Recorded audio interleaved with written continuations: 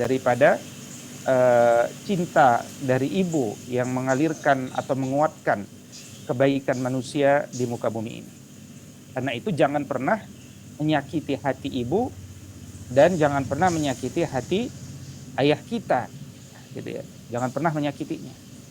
Jika engkau memiliki banyak dosa, maka mulailah dengan memperbanyak perbuatan baik yang dimulai dari berbuat baik kepada ibumu dengan selalu berkata lembut kepadanya dan memasakkan makanan untuknya. Nah, ini diantara nasihat para ulama untuk senantiasa berkata lembut kepada kedua orang tua kita. Jadi mudah diantara cara kita berbakti kepada kedua orang tua itu berusahalah untuk berkata lembut. Karena manusia itu mencintai kelembutan. Ya. Jangan meninggikan suara kita, mengalahkan suara orang tua kita yang sudah mulai melemah. Dan kalau engkau memang menyukai masak, maka cobalah memasakkan makanan yang disukai oleh ibu kita ketika ibu kita atau ayah kita sudah tidak memiliki kemampuan untuk memasakkan bagi diri mereka sendiri.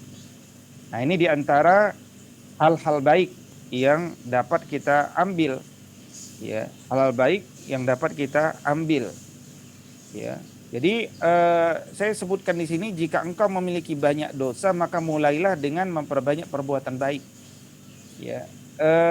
Ada satu riwayat ya dari Abdullah ibn Abbas radhiyallahu taala anhu yang juga diangkat oleh Al-Bukhari, bahwa ada seseorang itu sampai pernah di masa lalunya itu melakukan pembunuhan, ya, kepada seorang wanita yang dia sakit hati karena atas kecemburuan kepada perempuan itu. Maka singkat cerita dia pun menyesalinya dan bertaubat kepada Allah. Maka kemudian Ibn Abbas menasihati pembunuh wanita itu dengan mengatakan, bertaubatlah kepada Allah dan dekatkanlah dirimu sesuai tingkat kemampuanmu.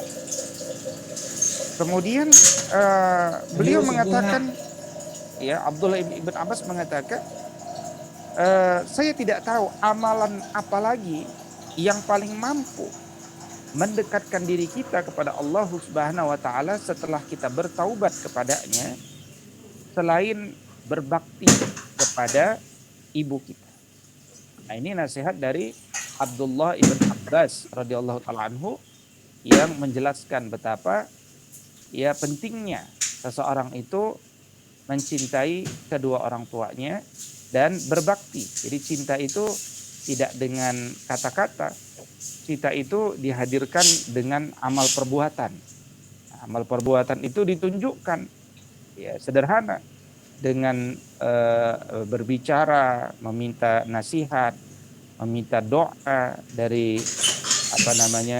kedua orang tua kita dan seterusnya. Itu adalah bagian dari cara kita untuk mencintai atau mewujudkan cinta kepada mereka. Berikutnya, ya, janganlah kita menolak, ya, sesuatu yang diinginkan oleh kedua orang tua kita dan jangan sampai membuat mereka menangis. Ya. Jangan sampai membuat mereka menangis. Ya. Kita teringat ketika bulan Ramadan kemarin itu satu pesan Nabi Shallallahu Alaihi Wasallam, rohima anfu rajulin dakhaltu indahu dakhaltu indahu falam yusalli rohima anfu rajulin zukirtu indahu falam yusalli alaihi. Ya, rohima anfu rajulin dakhala alaihi Ramadan, ya, tsumman salakha fala yughfar lahu. Raghima anfu rajulin adraka abawahul kibar, ya,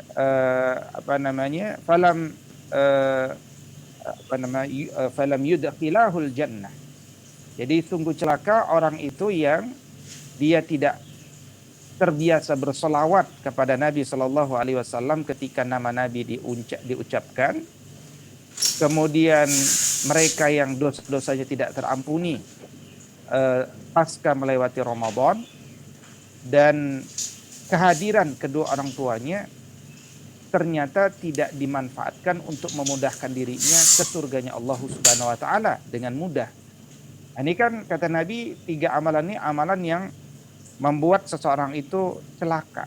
Artinya apa? Dia menyia-nyiakan ya potensi kemudahan kebaikan yang besar yang tidak membutuhkan dana yang besar, hanya membutuhkan kesungguhan dan keseriusan ya. Nah, karena itu disebutkan bahwa orang-orang itu dahulu itu selalu ingin menghadirkan keridhaan dari kedua orang tua. Selama tentu konsep dasarnya adalah la ta'atan li makhluqin fi maksiatillah. Tidak ada ketaatan kepada makhluk ya dalam bermaksiat kepada Allah Subhanahu wa taala. Jangankan kepada orang tua muslim. Al-Qur'an menjelaskan nasihat Luqman kepada orang tua kita yang non-muslim, yang musyrik. Selama mereka adalah kedua orang tua kita, maka diajarkan birrul walidain, berbakti kepadanya. Ya, masalah hidayah, masalah Allah, wilayah Allah Subhanahu wa taala. Wilayah kita berbakti kepada kedua orang tua kita selama dalam bab muamalah dalam hal itu. Ya. Dan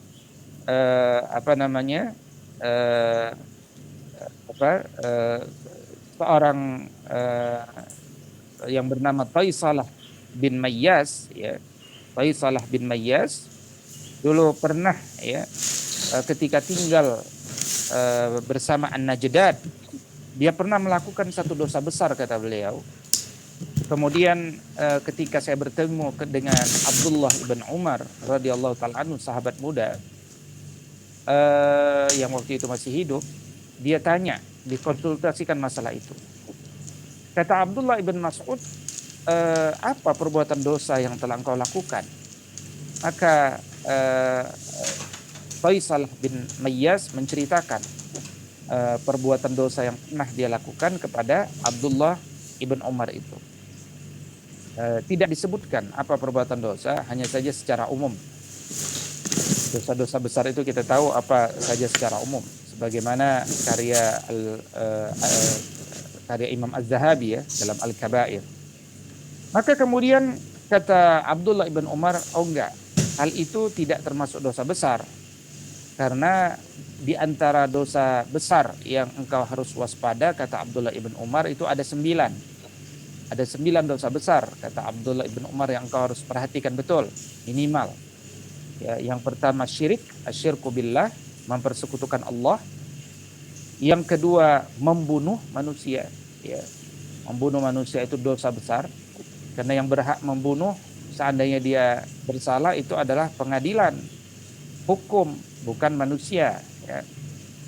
Yang ketiga lari dari medan perjuangan. Ya, dari medan pertempuran, dari medan perjuangan, lari saja itu dosa besar. Nah, yang keempat, kita memfitnah seorang mukminah, ya, wanita mukmin beriman, kita tuduh dia berzina. Nah, ini dosa besar. Padahal menuduh itu betul-betul wajib memiliki bukti. Apalagi menuduh orang berbuat zina itu merendahkan harkat dan martabat manusia. Yang kelima, memakan riba. Kata Abdullah bin Umar, jangan makan riba.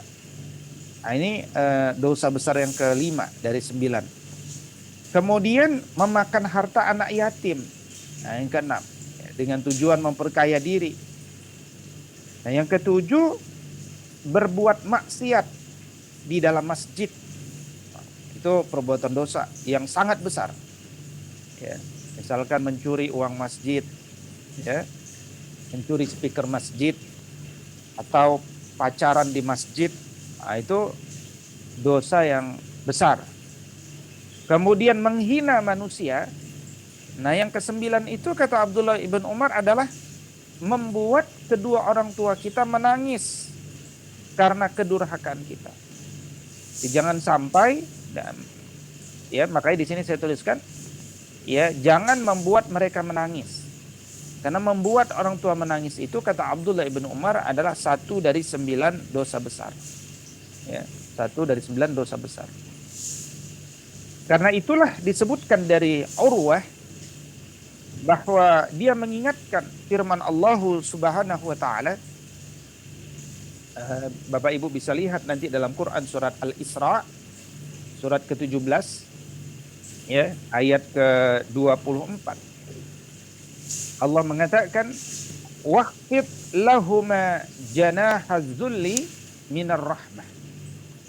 Rendahkanlah dirimu di hadapan kedua orang tuamu, ya, minar rahmah. Merendahkannya itu karena sayang, karena cinta, karena kasih. Dan kemudian Urwah mengatakan, janganlah engkau menolak sesuatu yang diinginkan oleh kedua orang tua. Nah, ini adab kita kepada kedua orang tua kita. Ya, tentu saja yang dimaksud jangan menolak di sini adalah sesuatu yang memang umum, ya, sesuatu yang memang tidak pantas untuk kita tolak, ya, sesuatu yang memang tidak pantas untuk kita tolak, ya. Jadi tentu ada bab atau namanya ada batasan-batasan atau ada apa namanya rambu tentunya dalam masalah ini, ya, yang dikembalikan kepada syariat secara umum, ya, ada syariat secara umum. Baik, berikutnya betapapun lelahnya kita berusaha membalas kebaikan orang tua kita, ini sejatinya tidak akan membayar perjuangan ibu kita meskipun setarik nafas saja. Ya, jadi kita punya cita-cita untuk membalas perbuatan baik ibu kita. Itu cita-cita bagus. Tetapi tidak akan pernah terbalas. Ketahuilah bahwa tidak akan pernah terbalas keinginan kita untuk berbuat baik itu yang membuat engkau tidak punya hutang lagi kepada ibu dengan bapakmu. Ya. Jadi suatu ketika Abu Hurairah radhiyallahu taala anhu pernah meriwayatkan satu hadis Nabi Shallallahu alaihi wasallam kepada atau dari Rasul Shallallahu alaihi wasallam. Jadi disebutkan bahwa Nabi Shallallahu alaihi wasallam pernah mengatakan, la yajzi waladun walidahu illa an yajidahu mamlukan fayashtariyahu fayu'tiqahu. Jadi betapapun anak itu ingin membayar balas budinya kepada kedua orang tuanya, ya, tidak akan dapat dia membalasnya kecuali, ya, ada caranya, kecuali engkau menemukan kedua orang tuamu jadi budak. Kemudian engkau membelinya dan membebaskan orang tuamu dari perbudakan. Ya. Nah, ini yang kemudian apa namanya disampaikan oleh Rasul Shallallahu alaihi wasallam. Ya, maka ada seseorang itu, ya, yang melihat nama orang itu adalah Abu Burdah. Abu Burdah pernah melihat Abdullah ibn Umar radhiyallahu taala anhu dengan seorang penduduk dari Yaman yang waktu itu sedang tawaf di sekitaran Ka'bah. Dan orang dari Yaman ini dia menggendong ibunya. Ya, dia menggendong ibunya sambil tawaf. Ya, jadi sambil tawaf dia gendong ibunya. Dan sambil menggendong ibunya dia bersenandung, bersyair, ya, dengan motivasi amal lah. Apa bunyi syairnya? Ya, kata beliau dalam syairnya itu, orang Yaman ini tidak disebutkan namanya, innilaha ba'iruhal muzillal in uz'irtu rikabuha lam uz'ar. Diriku ini adalah tunggangan ibu, ya. Atau saya ulangi, diriku ini adalah tunggangan ibuku yang sangat patuh. Ketika tunggangan lain lari dari ibunya, maka aku tidak akan pernah lari. Nah, ini syair ya dari seorang Yaman yang waktu itu sedang bersama Abdullah ibn Umar. Kemudian dia sampaikan kepada Abdullah ibn Umar di sisi yang sedang ada di sampingnya. Nah, ini dilihat oleh Abu Burdah. Ya, ya Ibn Umar, wahai Abdullah ibn Umar, atarani jazaituha? Engkau sudah ngelihat nih aku ya tawaf, mutar, menggendong ibuku. Kira-kira amalanku ini udah bisa membalas budi baik ibuku belum? Kira-kira begitu. Kata Abdullah ibn Umar radhiyallahu ta'ala anhu, la wala bizafrati wahidah. Belum. Meskipun setarik nafas yang dia keluarkan ya ketika dia melahirkan engkau. Jadi perbuatan baik udah lelah, dicapek, berkeringat. Itu satu tarikan nafas beratnya ketika ibu mau melahirkan engkau saja itu belum bisa terbayar. Ya, belum bisa terbayar. Tsumma tafa Ibn Umar fa'atal maqama fa shalla raka'ataini tsumma qala. Ya. Kemudian Abdullah ibn Umar pun melanjutkan tawaf diikuti oleh orang Yaman ini. Kemudian seperti biasa ba'da tawaf kita salat 2 rakaat di maqam Ibrahim. Kemudian berkata, ya Ibn Abi Musa, inna kulla rak'ataini tukaffirani ma amamahuma. Sungguh setiap 2 rakaat yang kita kerjakan ba'da tawaf ini akan menghapuskan dosa-dosa yang diperbuat sesudahnya. Nah, ini satu dialog indah ya, satu dialog indah yang diangkat oleh Al-Bukhari dengan sanad yang sahih terkait tentang begitu besar ternyata nilai helaan nafas perjuangan jihad ibu kita ketika berusaha melahirkan kita. Ya. Nah, kembali kepada jangan sampai membuat orang tua kita menangis tadi. Ada juga satu riwayat ya dari Abdullah ibn Amr ketika menceritakan waktu itu dia lihat ada seorang laki-laki datang kepada Nabi sallallahu alaihi wasallam. Ja'a rajulun ilan Nabi sallallahu alaihi wasallam yubayi'uhu 'alal hijrah wa taraka abawaihi yabkiyani.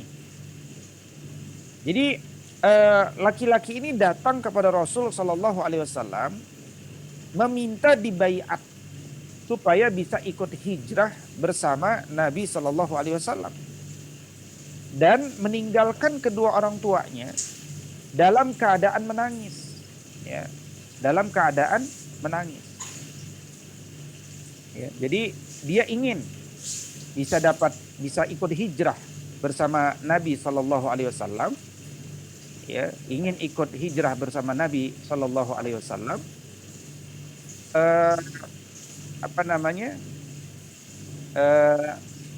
Tetapi dia membuat kedua orang tuanya menangis. Artinya orang tuanya mungkin tidak setuju, ya, mungkin tidak bisa melepasnya dan seterusnya.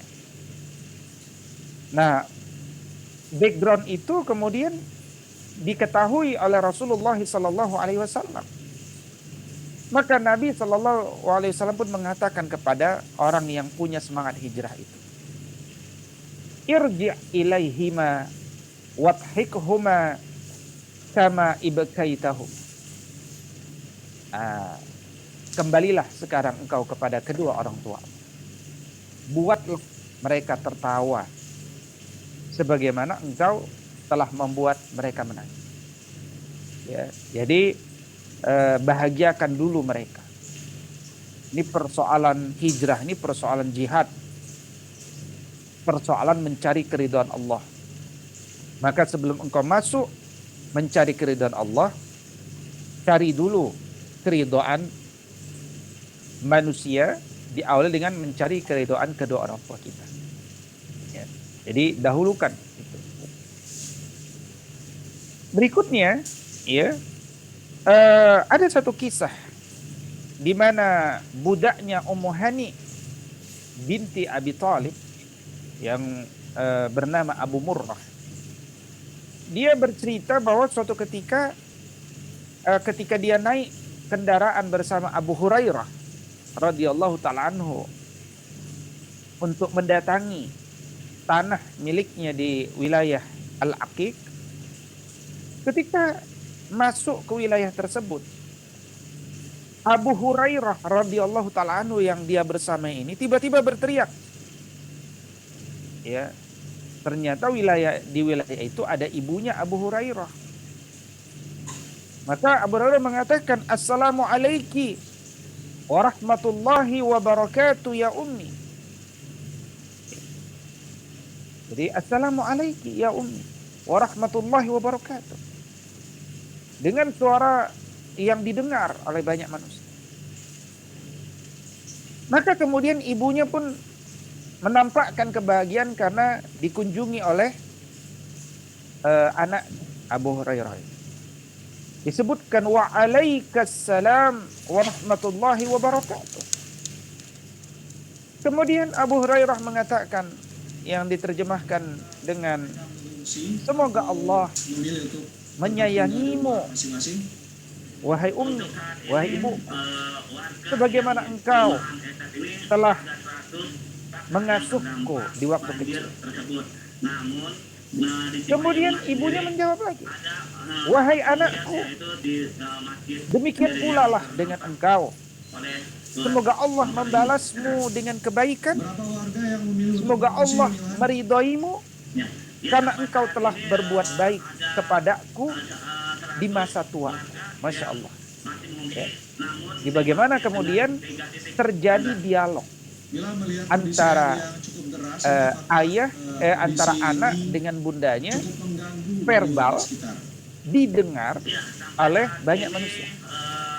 Nah, itu yang saya tuliskan di sini. Akhirnya, sampaikanlah cintamu kepada orang tua. Ya. Artinya apa?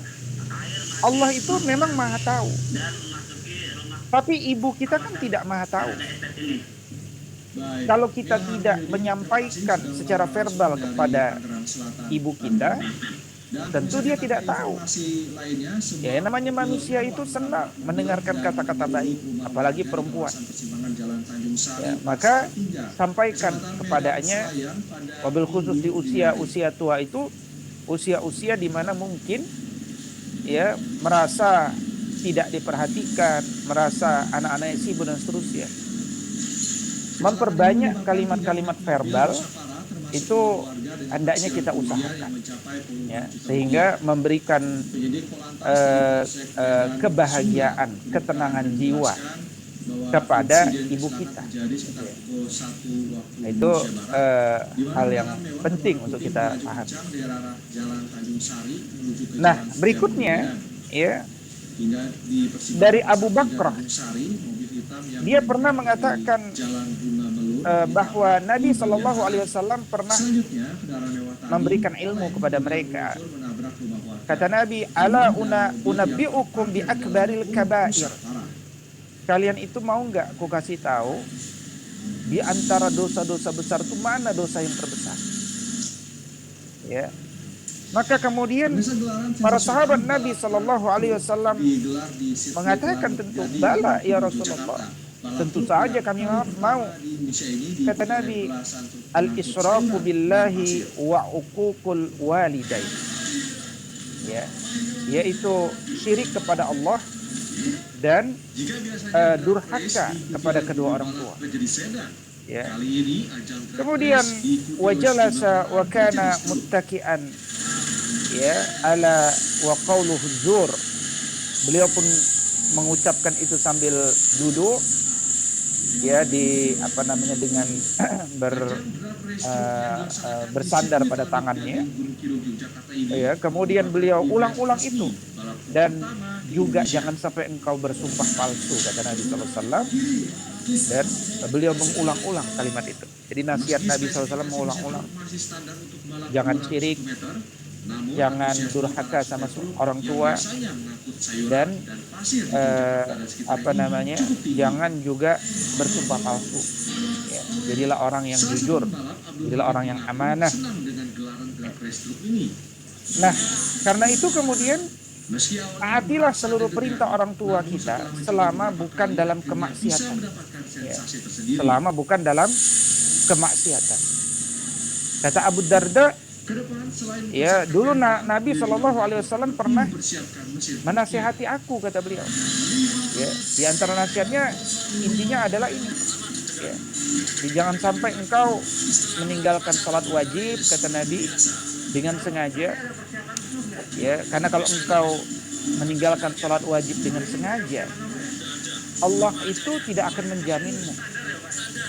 Ya, jangan minum miras, karena miras itu adalah kunci dari segala keburukan. Kemudian kata Nabi Shallallahu Alaihi Wasallam, ya, wati' walidaika, ya, taatilah kedua orang tuamu. Bahkan wa in amaraka an tukhrija min dunyaka fakhruj lahuma.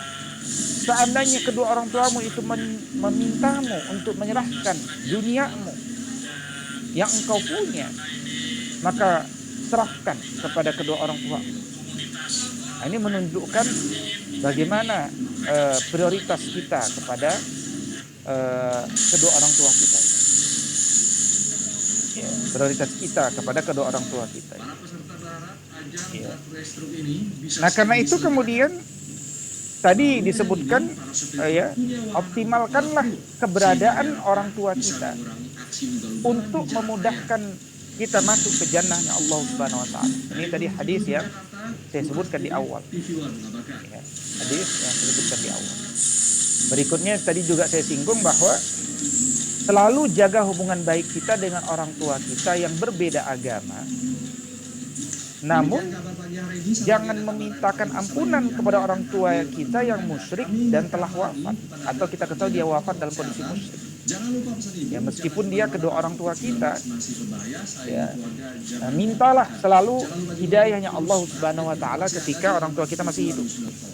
Ya, maka disebutkan oleh Allah Subhanahu Wa Taala dalam Al-Quran surah At-Taubah, ya, ayat 113. Ya, disebutkan, imma yablughanna indakal kibara ahaduhuma aw kilahuma fala taqul lahumu uffin wala tanharhuma wa qul lahumu qawlan karima. Jika salah seorang di antara kedua orang tuamu atau kedua-dua orang tuamu sampai berumur lanjut dalam pemeliharaanmu, dalam perawatanmu, maka sekali-kali jangan engkau mengatakan kepadanya perbuatan hak. Ya. Jangan menghardik mereka. Dan selalulah berkata yang mulia kepada mereka. Kama rabbayani saghira. Sebagaimana mereka kan dulu telah mendidik kita sejak kecil. Ya.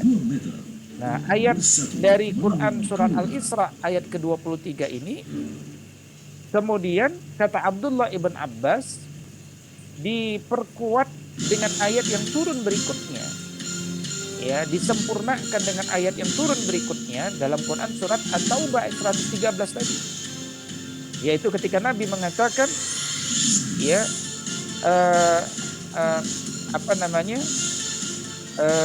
makana lin nabi walladzina amanu an yastaghfiru lil musyrikina walau kanu uli qurba min ba'di ma tabayyana lahum annahum ashabul jahim.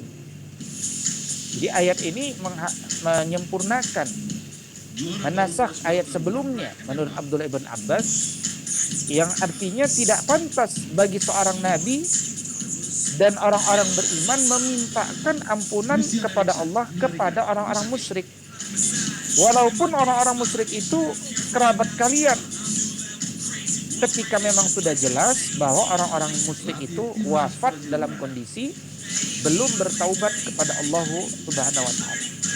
Tetapi berbakti kepada kedua orang tua yang musyrik selama dia masih hidup tetap, ya, tidak ada masalah, ya, tidak ada masalah. Nah, karena itu kemudian ya apa namanya hal ini penting untuk kemudian kita paham. Ya. Begitupun jangan menghina manusia yang membuat kedua orang tua kita dihina. Ini juga pesan dari Nabi Shallallahu Alaihi Wasallam. Ya, kita tahu banyak orang akhirnya menghina orang tua kita disebabkan awalnya kita menghina mereka.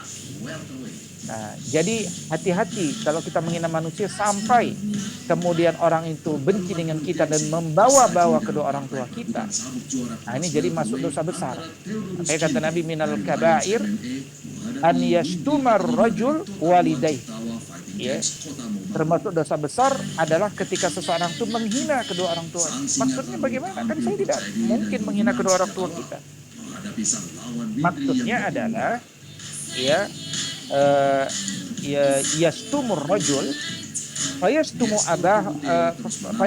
abahu wa ummah. Engkau menghina seseorang, kemudian orang itu berbalik menghina kedua orang tuamu. Nah, itu artinya pekerjaanmu yang sebelum tadi telah menghina yakni kedua orang tuamu. Itu maksudnya. Nah, karena itu selalulah doakan kebaikan untuk kedua orang tua kita. Apalagi Abu Hurairah radhiyallahu taala anhu pernah menyampaikan bahwa Nabi pernah menasihati, "Salatu da'awati mustajabatun lahunna la syakka fihinna," ya, yaitu da'watul mazlum wa da'watul musafir wa da'watul walidaini ala waladihima. Ada 3 jenis doa yang mustajab, yang terkabul, tidak diragukan lagi. La syakka fihinna. Tidak ada keraguan lagi, pasti terkabul. Ya. Yaitu pertama doa orang yang dizalimi. Yang kedua doa musafir, orang-orang yang bepergian dalam rangka dakwah, dalam rangka islah. Nah, yang ketiga adalah wa da'watul walidaini ala waladihima. Doa keburukan kedua orang tua kepada anak. Masya Allah. Jangan sampai kita didoakan keburukan kepada atau dari orang tua kita. Sebagai penutup ya, tentunya masih banyak pelajaran-pelajaran tentang adab ini. Marilah kita senantiasa, meskipun orang tua kita sudah wafat, apa yang bisa kita lakukan? Nah, itu agama sampai membimbing ke arah sana.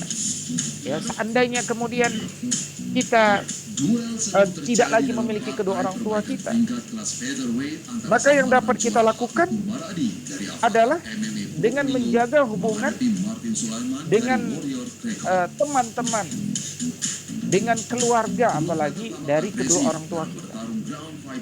Ya, sebagaimana dari Abdullah ibn Umar yang menjelaskan bahwa Nabi Shallallahu Alaihi Wasallam dulu pernah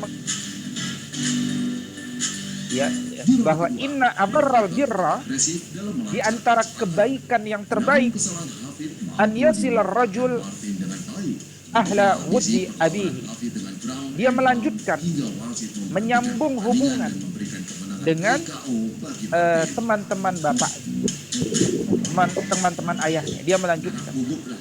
Ya. Nah, ini keutamaan. Ya, tetapi kalau kemudian orang tua kita masih hidup, ya, selain kita juga sudah mulai terbiasa menjaga hubungan dengan keluarga kedua orang tua kita, dengan teman-teman ayah kita, sehingga kita tahu mana teman akrab ayah kita. Nah, itu dimuliakan. Nah, wabil khusus untuk ayah ini, ya, bagaimana seorang anak itu juga sama.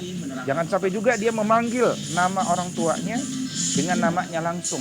Persis seperti orang-orang yang sudah kehilangan adab di luar negeri yang terkadang memanggil ayahnya dengan panggilan namanya langsung. Ya. Baik, saya kira saya cukupkan sampai sekian dulu sebagai pengantar materi adab pada pagi hari ini. Mudah-mudahan kita tidak meremehkan dan menyia-nyiakan keberadaan kedua orang tua kita hari ini, dan biasakanlah melakukan video call kalau rumahnya berbeda provinsi dan seterusnya. Biasakanlah meminta nasihat kepadanya. Biasakanlah menyampaikan secara verbal cinta kita kepadanya. Kalau tidak terbiasa, biasakan mendoakan kedua orang tua kita kebaikan di depannya, ya, dan selalulah berkata-kata yang baik kepada mereka.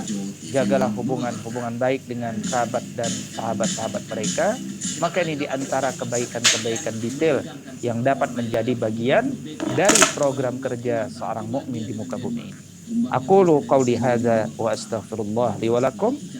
Assalamualaikum warahmatullahi wabarakatuh. Waalaikumsalam warahmatullahi wabarakatuh. Alhamdulillah, kita simak sama-sama adab kepada orang tua. Diingatkan kita tentang amalan utama ini setelah sholat tepat waktu, yaitu berbuat baik kepada orang tua.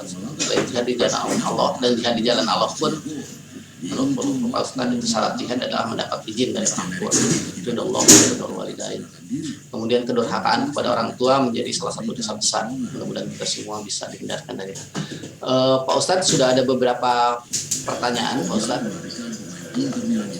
Pertanyaan yang pertama, maaf Pak Ustadz, dia bertanya, yaitu dari Pak Lutfi Rahman.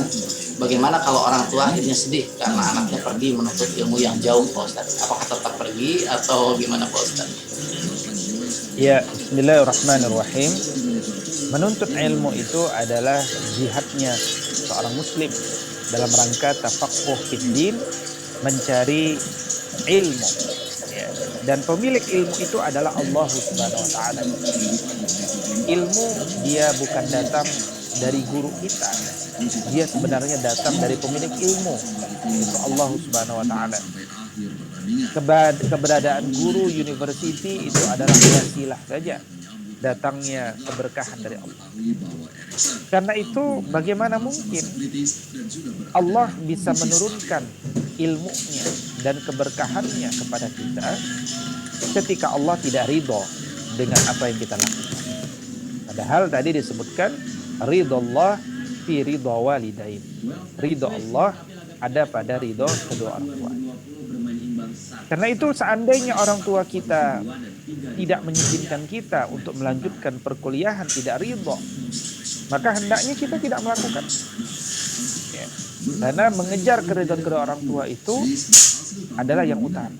Berapa banyak contoh-contoh yang saya kenal juga langsung yang membatalkan baik bekerja jauh ataupun kuliah jauh hanya karena ibunya tidak mengizinkan.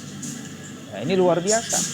Ya, satu amalan yang hanya bisa dilakukan dalam konteks ini adalah satu amalan yang bisa dilakukan ketika ibu kita masih ada. Ya, diantaranya adalah berbakti kepada kedua orang tua kita. Ya, ini amalan yang nggak bisa lagi dikerjakan kalau ibu kita tidak ada. Maka hendaknya dia tidak lakukan. Tetapi tentu hadirkanlah lobby-lobby kepada kedua orang tua kita. Boleh lobby-lobby berusaha semaksimal mungkin menyadarkan, menguatkan, ya, sehingga kemudian orang tua kita sampai mendukung kita. Nah, itu boleh dilakukan. Tapi kalau sampai belum juga meridhoi, maka ketahuilah bahwa hanya akan sia-sia usaha kita menuntut ilmu itu, karena Allah Subhanahu wa taala menunggu keridhaan daripada kedua orang tua kita. Ya, demikian, wallahu a'lam. Mungkin Pak Lutfi mudah-mudahan jelas. Pak Ustadz, ada pertanyaan yang selanjutnya dari Pak Hairul. Pak Ustadz, apakah berbuat baik kepada ibu bapak mertua sama nilainya dengan berbuat baik kepada ibu bapak kandung kita, Pak? Baik, bismillahirrahmanirrahim. Ketika kita telah menikah, ketahuilah filosofisnya adalah kita memadukan dua kabilah, ya, dua keluarga besar, dua orang tua. Karena itu orang tua istri kita, anggaplah dia juga orang tua kita. Dalam pengertian apa? Bukan dalam pengertian tadi misalkan menuntut ilmu kita harus juga keridhaan mertua kita, tidak sama. Ya.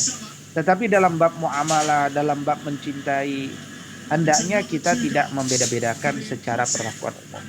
Ya. Bahkan bagus sekali seorang suami selalu memperhatikan mertuanya, memastikan keadilan bagi mertuanya, ya, atau juga seorang istri memperhatikan mertuanya dan selalu memberikan, ya, secara adil apa-apa yang mungkin diremehkan oleh suaminya hatta kepada orang tuanya sendiri, itu tentu akan bagus sekali menguatkannya. Ya, tentu dalam bab yang lain dia tidak sama, tetapi secara umum dalam perlakuan keseharian maka hendaknya dimunculkan keadilan itu. Ya, saya kira demikian. Wallahu a'lam. Baik Pak Ustaz. Pak Hairul, sudah jelas Pak Hairul atau ada yang mau ditanyakan lagi? Artinya gini Ustaz, apakah nilai-nilai kebaikan misalkan tadi ke apa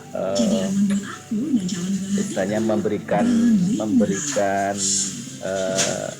masakan makanan bagi ibu itu sama juga membuat masakan untuk ibu mertua dan hal-hal lainnya Ustaz, di luar katakanlah hak waris apakah keadilannya sama gitu Ustaz? Karena misalkan kalau saya kebetulan ibu sudah nggak ada tapi masih ada ibu mertua, nah apakah ini bisa saya katakan ini kesempatan saya juga ini sebagai pintu ke surga nih gitu kan? Karena Ustaz.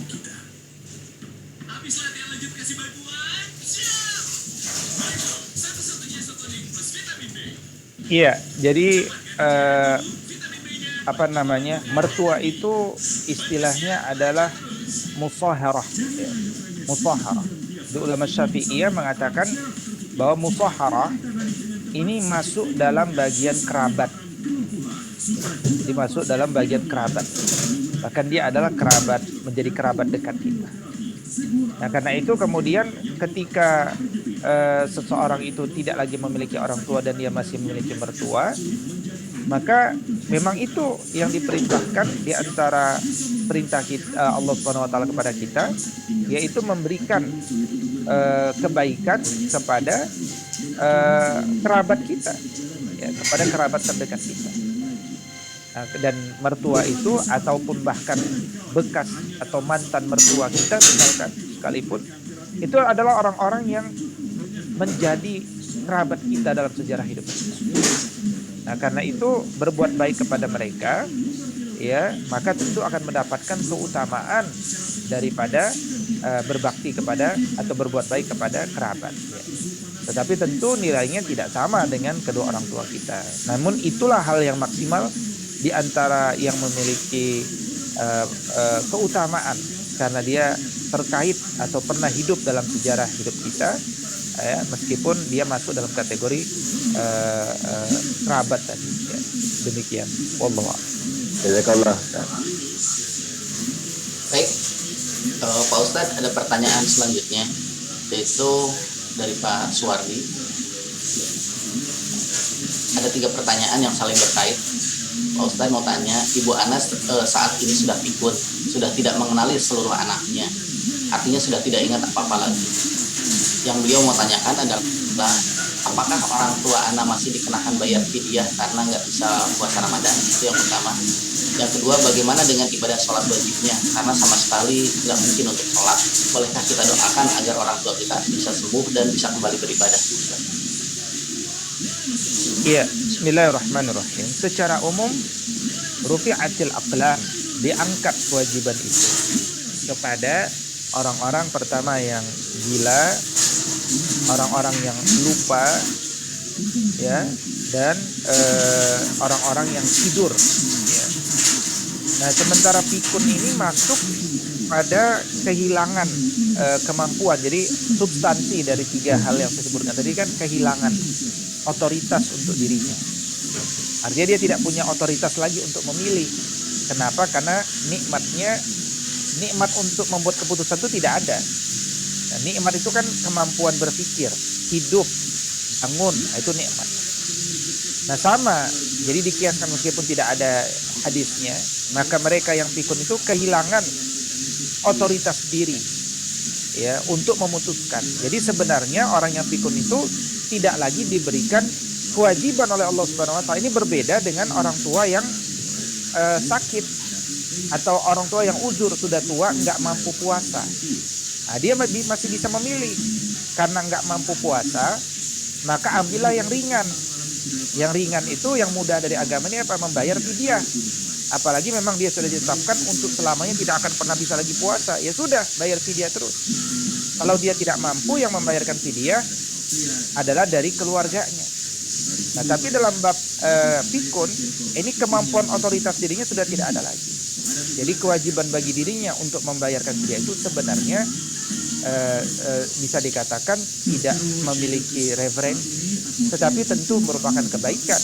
Kalau kita ini menghendaki ketenangan, kita ingin membayarkan fidyah, ya, berupa memberikan makan satu orang miskin dengan lauk pauknya agar sempurna di hari itu, tentu itu adalah kebaikan bagi keluarganya untuk menyempurnakan daripada orang tua. Ya, saya kira demikian. Wallahu a'lam. Kalau kewajiban sholat sudah gugur ya Pak Ustadz ya.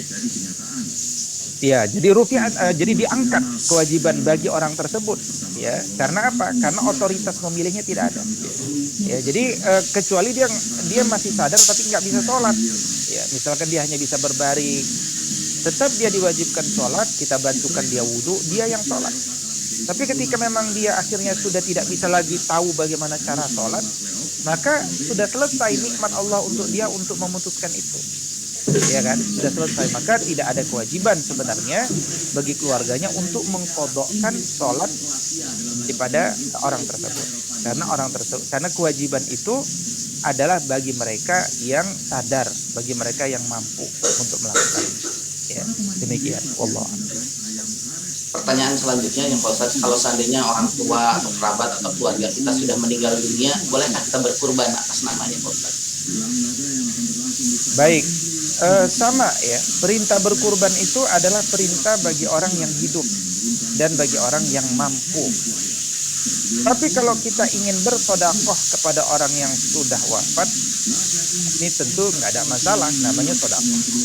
Kita niatkan agar pahala mengalir kepada orang tersebut, itu nggak ada masalah. Tapi asasinya maka orang itu tidak lagi dikenakan kewajiban, dan sebenarnya tidak ada persoalan ketika kita tidak berkurban untuk kedua orang tua kita yang sudah wafat pun tidak ada masalah, ya, hanya kebaikan tambahan saja. Demikian Allah. Baik. Semoga jelas ya Pak Suwardi. Pertanyaan selanjutnya dari Bun Novi, ini berkaitan dengan Pak Nugroho tentang hutang Pak Ustadz. Pak Ustadz mau tanya, jika saya sendiri mempunyai hutang, sedangkan orang tua kesulitan dalam keuangan, mana yang harus didahulukan? Dan kemudian ketika meninggal, diulangi dari antara Pak Ustadz mau tanya, jika saya sendiri punya hutang, sedangkan orang tua kesulitan dalam keuangan, jadi mana yang harus didahulukan Pak Ustadz? Baik. Bismillahirrahmanirrahim. Saya melihat hal ini sama seperti kaidah di pesawat itu ya. Di kaidah di pesawat itu, kalau kita ingin nolong orang lain adalah nolong diri kita sendiri. Masker oksigen itu adalah masker untuk kita dulu, baru nolong anak kita. Meskipun kita cinta sama anak kita, tapi kita tolong diri kita dulu supaya kita bisa menolong yang lain. Nah, kira-kira itu kaidah universal lah, yang sebenarnya agama pun berbicara itu. Jadi, contoh, orang tua kita belum haji, kita juga belum haji. Ya, yang mana yang harus dilakukan? Banyak orang mendahulukan menghajikan orang tuanya kan, gak ada masalah juga, bagus. Tapi kalau dilihat prioritas, sebenarnya prioritasnya haji kita dulu. Kenapa? Karena kewajiban haji itu untuk mereka yang sudah mampu, yang udah mampu kita. Maka yang berhaji kita dulu, ya. Dan setelah kita selesai, maka kita melakukan ibadah tambahan, menghajikan kedua orang tua kita, itu boleh. Ya. Itu kalau kita bicara prioritas, bukan berarti mereka yang menghajikan kedua orang tuanya lantas disalahkan, enggak juga. Tetapi kalau kita ingin bicara asasinya, ya, yang substansinya adalah ibadah itu bagi masing-masing orang. Ya, nah karena itu kemudian dalam bab membayarkan hutang juga demikian. Kalau kita ingin kokoh membantu orang lain, kokohkan diri kita. Ya, jadi bantu kita, jadi pastikan hidup kita ini tidak lagi punya hutang. Masya Allah, nggak ada hutang sama sekali, bersih, itu indah, sehat. Nah kemudian mulai kita membantu orang lain, dimulai dari orang yang terdekat. Nah itu flow berpikir kita, jangan sampai kita membantu orang lain, tapi posisi kita menjadi melemah. Akhirnya itu nanti apa dampaknya? Maslahat yang lebih besar nggak bisa diperoleh. Artinya mungkin kita hanya bisa bantu orang tua kita, tapi akhirnya kita nggak bisa bantu yang lain-lain. Muncul persoalan keluarga, persoalan anak, dan seterusnya yang panjang. Ya, karena itu kuatkan energi. Bukan kita nggak mau membantu orang tua kita, tapi kuatkan energi kita supaya kita bisa sustain dalam membantu kedua orang tua kita dan lainnya, dan itu tujuan besar. Ya, saya kira demikian masukan kami. Allah. Baik Pak Ustadz, kalau misalnya orang tua itu yang masih punya hutang itu meninggal Pak Ustadz, apakah hutangnya itu menurun ke anak-anaknya? Mohon pencerahannya Pak Ustadz. Iya, Bismillahirrahmanirrahim. Mereka yang wafat meninggalkan hutang, ya, maka kalau itu diketahui oleh anak-anaknya, hendaknya anak-anaknya dapat melunasi. Ya, kecuali ya hal ini karena begini, ridho Allah itu bergantung pada ridho manusia yang berakad dan bermuamalah pada kita. Ya. Jadi dalam beberapa pesan Nabi, kalau kita tidak mampu membayar hutang, kalau kita punya hutang dan tidak mau membayar hutang, itu persoalan kita besar sekali. Ya. Ada orang punya hutang tapi nggak mau bayar hutang, atau hilang. Dan hilang itu akhirnya membuat orang yang berhutang ya tidak tahu ini orang mau bagaimana. Nah, itu berbahaya sekali. Nah, cara kita menghilangkan bahaya itu dengan membayarkan hutang. Tapi ada orang yang berhutang dan dia berusaha terus membayar hutangnya meskipun nggak keburu selesai. Nah, itu tingkat bahayanya jauh berkurang dibandingkan orang yang pertama. Karena Allah Maha mengetahui orang ini bukan nggak lunas hutangnya, tapi keburu wafat sebelum membayarkan hutang, sebelum melunasi hutang. Nah, karena itu keinginan membayar hutang itu harus diwujudkan dengan semaksimal mungkin, mencicil, menjaga komunikasi dan seterusnya. Nah, mudah-mudahan Allah menetapkan perbedaan yang panjang antara orang yang berhutang dengan orang yang berusaha membayarkan hutang. Tetapi secara umum, ya, untuk keamanan daripada kedua orang tua kita, maka bantulah kita membayarkan. Nah, itu juga yang menjelaskan bahwa Bapak Ibu, seandainya kita hari ini, pagi ini ingin berhutang, itu saya sering sampaikan, bermusyawarahlah sama istri dan anak-anak kita. Karena tujuan kita berhutang, yang berhutang itu bukan hanya Bapak, yang berhutang itu seisi keluarga sebenar-benarnya. Buktinya apa? Ya buktinya pertanyaan pagi ini. Ketika kemudian engkau wafat, siapa yang akan membayarkan hutang? Keluarga. Makanya pikirlah matang-matang sebelum kita berhutang, karena dampak dari hutang itu nanti adalah kepada isi keluarga kita. Kira-kira mampu nggak keluarga kita untuk membayarkan hutang? Atau malah kita membebani persoalan kepada keluarga kita? Nah, sebagai kesimpulannya adalah, ya tentu ketika kita ingin membantu orang tua kita selamat dari hukuman Allah Subhanahu wa taala kepada orang yang tidak membayarkan hutangnya, ya karena kita tidak tahu apa yang ada dalam proses hidup beliau, maka berusaha membayarkannya atau melobi. Kalau kita tidak mampu membayarkan, melobi mencari keridhoannya, itu adalah di antara usaha-usaha yang dapat kita lakukan. Ya, demikian. Wallahu a'lam. Semoga jelas Novi dan Pak Nugroho. Yang selanjutnya Pak Ustadz, berbakti kepada orang tua yang terbaik itu seperti Uwais Al-Qarni. Bagaimana cara kita meneladani Uwais Al-Qarni dalam kehidupan kita sekarang, Pak Ustadz?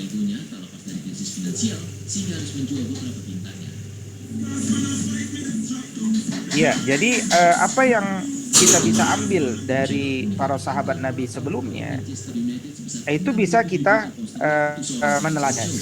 Ya, Uwais Al-Qarni misalkan, ya dia gendong ibunya dari Yaman ke Mekah untuk naik haji. Ya, tapi kita tahu juga tadi dari pesan Abdullah ibn Umar yang juga dari orang Yaman. Ya, Uwais Al-Qarni Yaman. Ada juga Yaman tapi tidak disebutkan orang itu siapa namanya, apakah Uwais ataukah bukan, ya kan? Kata Abdullah ibn Umar tadi, ya, kelelahanmu tawaf gendong ibumu, ini bahkan satu helaan nafas perjuangan jihad ibumu saja nggak kebayar itu dengan ini. Nah, artinya eh, lakukanlah semaksimal mungkin apa yang kita bisa. Kisah Uwais menceritakan, ya, satu pelajaran moral, ya, hatta kita nggak punya kendaraan dari Yaman ke Makkah, ya, maka apa yang kita bisa? Minggul ibu kita, minggul ibu kita. Yang kedua pelajarannya adalah ketika kita tahu ibu kita belum berhaji, maka temani dia, ya. Jangan suruh dia haji sendiri, ya. Itu bagaimana orang tua kita suruh, kita bayari, kita suruh haji sendiri, itu jangan. Tapi temani dia. Jadi kalau bisa berhaji itu berdua, jika kita jadi mahram dia, memegang dia, menemani dia supaya dia sempurna haji, ya. Dan kita pun akhirnya mendapatkan keutamaan kedua-duanya, ya. Karena itu saya sering sampaikan, kalau kita disuruh memilih antara kredit mobil expander sama haji, udah pilih saja haji, ya. Maka ketika kita memilih haji, insya Allah mobil expander itu dapat. Kalau kita mendahulukan expander, haji kita nanti makin lama, ya. Apalagi kalau 2 tahun ini sudah tidak bisa haji, ya makin lama lagi nanti. Karena itu dahulukan Allah, maka Allah akan menyempurnakan kebutuhan-kebutuhan kita di dunia. Ya, kira demikian. Allahu a'lam. Baik, Pak Ustadz. Pertanyaan selanjutnya dari Pak atau Ibu Wiji, bagaimana jika permintaan orang tua itu tidak secara langsung terkait kemusyrikan, Pak Ustadz? Misalnya di depan rumah suruh nanam pohon ini, pohon itu, mohon dipantau terus, sudah dilakukan atau belum? Jika kita menjelaskan, dibilang ngeyel, Pak Ustadz. Itu gimana, Pak Ustadz, bersikap terhadap orang tua? Kenapa ditanam pohon di situ? Dianggap mendatangkan kemanfaatan atau apalah, Pak Ustadz, yang kita tahu akan mendatangkan. Iya, nanti jadi yang kita luruskan tuh adalah persepsi, ya, persepsi manusia. Kalau memang menanam pohon nanti biar banyak burung datang mengambil buah di sana, itu ya bagus, kemanfaatan, ya. Atau supaya rindang, bagus, ya. Jadi kalau supaya itu perlu nanti persepsi apa yang muncul. Maka dakwah itu ada pada menghilangkan persepsi itu, ya, bukan pada zahir nanam pohon, ya, tapi pada persepsi itu. Nah, itu butuh dakwah. Nah, kalau persepsinya persepsi yang bertentangan dengan syariah, artinya adanya kebergantungan kepada selain Allah, maka ini kemusyrikan dan itu adalah kemaksiatan. Maka tidak boleh taat, la ta'atan li makhluqin fi maksiatillah. Yang ada adalah adanya kita berdakwah, berdialog, mengalihkan, ya kan, menyibukkan dengan hal yang lain, sehingga orang tua kita, kalaupun dia belum paham, belum mengikuti, minimal dia tersibukkan dengan urusan yang lain. Nah, itu usaha-usaha kita, ya. Demikian. Wallahu a'lam. Sudah jelas, Bapak atau Ibu Wiji?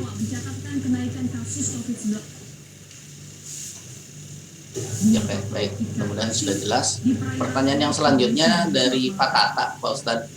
Kalau orang tua kita sudah meninggal dunia, amalan-amalan apa saja yang bisa kita lakukan untuk berbakti kepada orang tua? Kemudian bagaimana jarak hukumnya ke makam orang tua tersebut, Bos? Iya, bismillahirrahmanirrahim.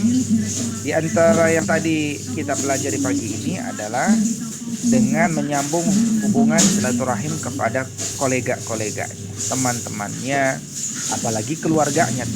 Temannya saja disambung, ya, teman ayah kita itu disambung, apalagi keluarga ayah kita, tentu lebih sambung lagi. Itu pesan Nabi.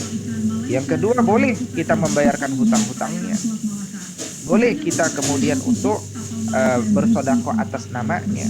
Nah, ini diantara hal-hal yang dapat kita lakukan, ya, pasca. Dan kemudian yang keempat adalah mendoakannya, ya, mendoakan kedua orang tua kita supaya kemudian mereka berada dalam kebaikan, ya. Jadi ini yang dilakukan. Nah, bagaimana ziarah ke makam orang tua kita? Bagus, ya. Dalam ziarah kubur itu, ya, kata Nabi, kuntu nahaitukum an ziaratil kubur fazuruha. Dulu aku melarang ziarah kubur, sekarang berziarahlah kalian. Kenapa? Karena dengan ziarah kubur itu membuat kita zikrul maut, ingat pada kematian. Dan tentu penghormatan kepada kita menjaga sejarah. Jadi kuburan itu kan sejarah. Ya, artinya kalau kita tidak urus kuburan orang tua kita, nanti suatu ketika anak cucu kita nanya, ya kakek kita mana kuburannya? Kau lihat, cari aja lah di semak-semak itu, yang mana itu kuburannya. Itu kan tentu hilang sejarah. Ya, jadi banyak pahlawan kita tuh sekarang hilang karena kuburannya nggak diurus. Artinya hilang sejarah. Jadi membersihkan, mengurusi dan seterusnya itu bagian daripada sejarah kehidupan kita yang baik untuk anak keturunan kita juga menghormati dan mengetahuinya. Ya, jadi ziarah kubur itu adalah masyru', dia disyariatkan oleh Nabi Sallallahu Alaihi Wasallam. Di antara hikmahnya adalah zikrul maut, mengingatkan kita senantiasa kepada kematian. Demikian, wallahu a'lam. Pak, mudah-mudahan sudah jelas Pak Tata. Ya, syukron, jelas. Baik, Pak Tata. Pertanyaan yang terakhir Pak Ustadz, kalau orang tua kita sudah dibebaskan hutangnya oleh si penghutang, ketika si anaknya pun jadi saksi, tapi ketika orang tua kita sudah meninggal, tiba-tiba si penghutang datang lagi, menagih hutang lagi. Apakah ini jadi hutang lagi dan harus dibayarkan anaknya? Atau gimana Pak Ustadz?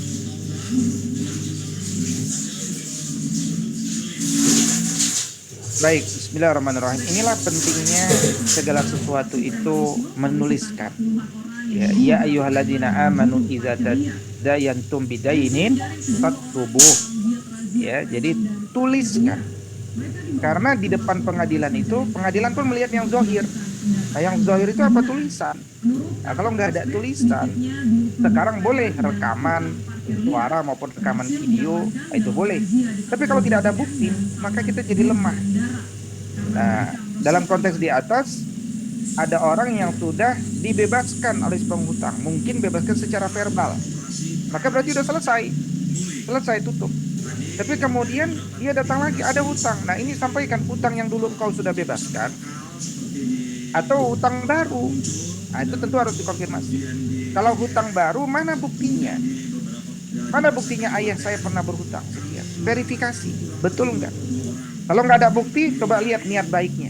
Nah, ini memang kalau melihat niat baik susah, ya nggak bisa diverifikasi. Tapi kita lihat orang ini serius enggak, sungguh-sungguh enggak, memang betul enggak, jujur tidak, dan seterusnya. Ya, karena kalau memang dia jujur dan kita sepelekan, yang rugi nanti orang tua kita. Nah, tapi dalam hal ini kita berada di tengah-tengah antara bukti dan kejujuran niat. Nah, ini butuh dialog yang baik ya. Tapi bagaimanapun kalau ternyata ada unsur-unsur moral hazard di sana, di mana ternyata ada orang yang memanfaatkan ketidaktahuan kita untuk hal-hal yang buruk, tentu ini adalah dosa besar bagi orang itu, karena orang itu telah bersumpah palsu. Dan Nabi tadi SAW telah mengatakan sampai diulang-ulang, berbakti kepada kedua orang tua, jangan bersumpah palsu, terus diulang-ulang sampai kata sahabat, ya Allah, Nabi kok nggak berhenti yang ngomong begini. Nah, itu menunjukkan jangan sampai ya orang itu bersumpah palsu hanya untuk mengambil keuntungan kecil di dunia. Ya. Wallahu a'lam. Alhamdulillah.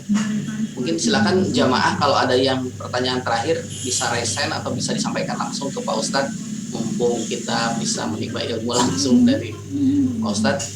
Apakah ada pertanyaan? Silakan. Sudah jelas mungkin Pak Ustadz. Mungkin ini pertanyaan terakhir Pak Ustadz. Apa tanggung jawab wanita yang telah menikah terhadap orang tua? Oh, ya silakan. Saya boleh bertanya ya? Silakan Bu. Ya, masih ada waktu ya. Bismillahirrahmanirrahim. Assalamualaikum warahmatullahi wabarakatuh. Ustaz, bagaimana tadi alhamdulillah panjang lebar kita mendapatkan tausiah, pencerahan ya, termasuk dari pertanyaan-pertanyaan bagaimana sekarang durhakanya orang tua kepada anak gitu. Kriterianya seperti apa Ustaz? Mohon penjelasannya. Assalamualaikum warahmatullahi wabarakatuh.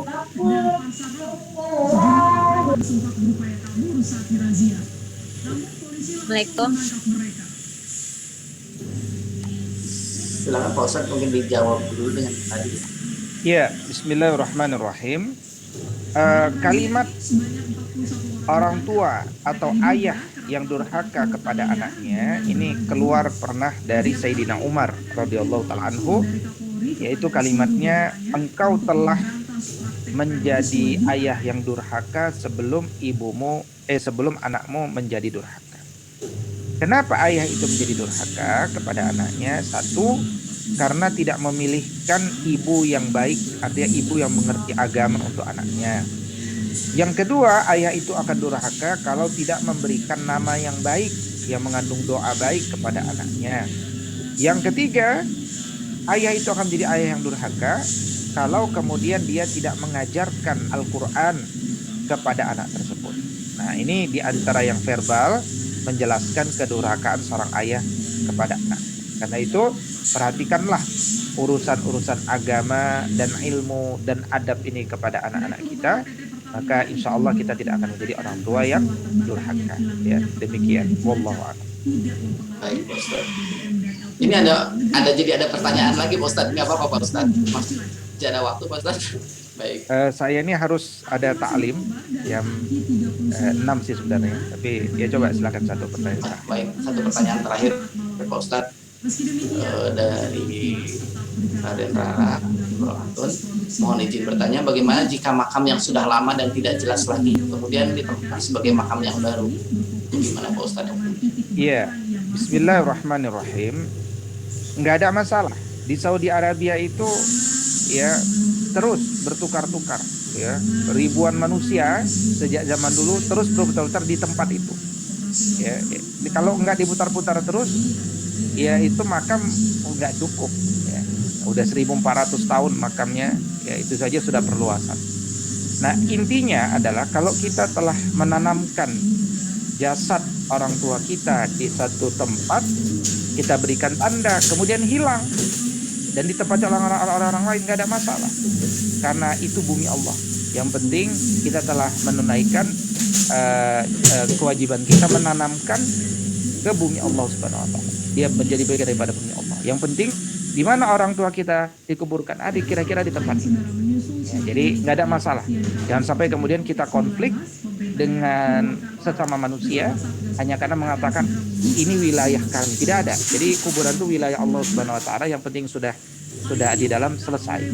Ya, jadi tidak ada syariat yang mengatakan bahwa wilayah itu tidak boleh dipakai oleh wilayah lain, oleh orang lain, nggak ada masalah.